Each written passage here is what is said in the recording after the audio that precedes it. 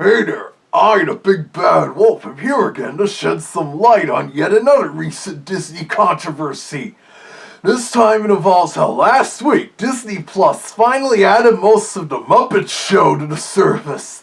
And while it's great to have the show to introduce many of the beloved Disney-owned Muppets there, even if 2 episodes were not added for certain reasons, people are freaking out on how 18 episodes start with a disclaimer warning that the episode may have potentially offensive stereotypes.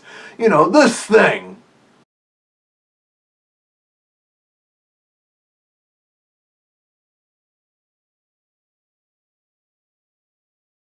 Read it all? Okay then. Now that disclaimer is already known for appearing at the start of some of Disney's older animated classics that may contain such ethnic stereotypes, including Dumbo, Peter Pan, Lady and the Tramp, The Jungle Book, and the Aristocats. Yet in all this, they're still afraid to stream Song of the South in North America. Come on, that's no more racist to the Crows than Dumbo. But anyways, regarding the Muppet Show, while it is indeed true that those episodes may indeed contain such outdated stereotypes, what I find ridiculous is how another popular show on Disney Plus, The Simpsons, has featured noticeably worse stereotypes than the Muppet Show. And I don't just mean Apu and Hasapima Pedalon. Over the years, the show has loved to joke around with such stereotypes, to the point where they'll even make fun of them. Mr. Tell them to buy Mr. some space bliff. That character's just a tired stereotype. Yes, and it's making me so mad, how am I gonna throw the meatballs at the screen? But first, I gotta pose for a pizza box. Now that was actually a funny bit, because it's a great example of their hypocritical humor.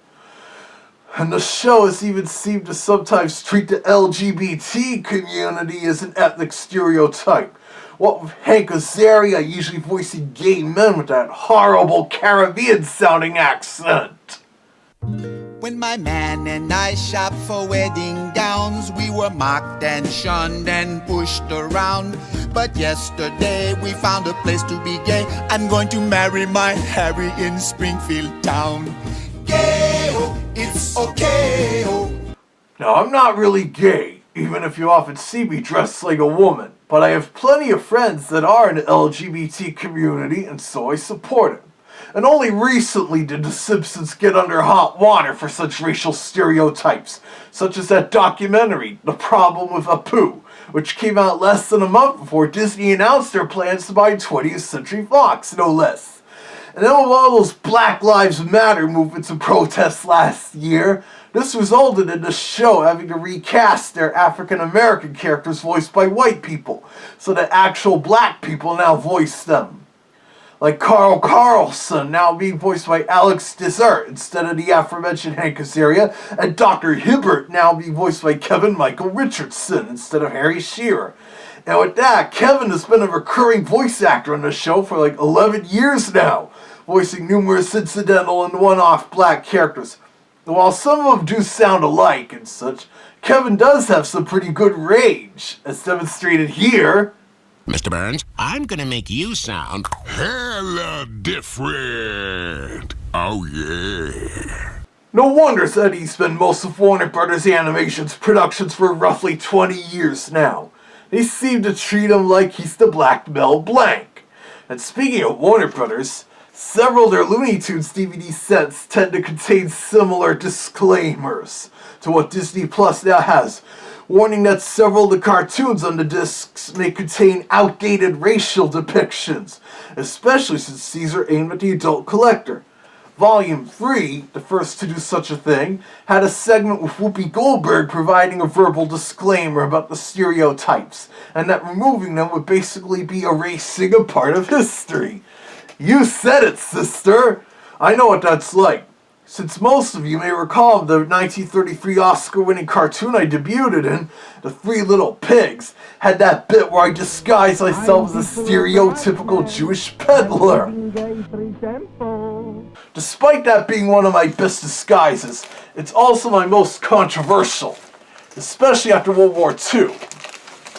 So, That led to us having to reshoot that scene for its 1948 reissue here, where I'm not wearing that offensive mask. I'm the full-of-brush man. I'm working my way through college. Sure, it's less effective, but it's not like the Jewish mask fooled Practical Pig anyways. And no, Walt Disney was not anti-Semitic.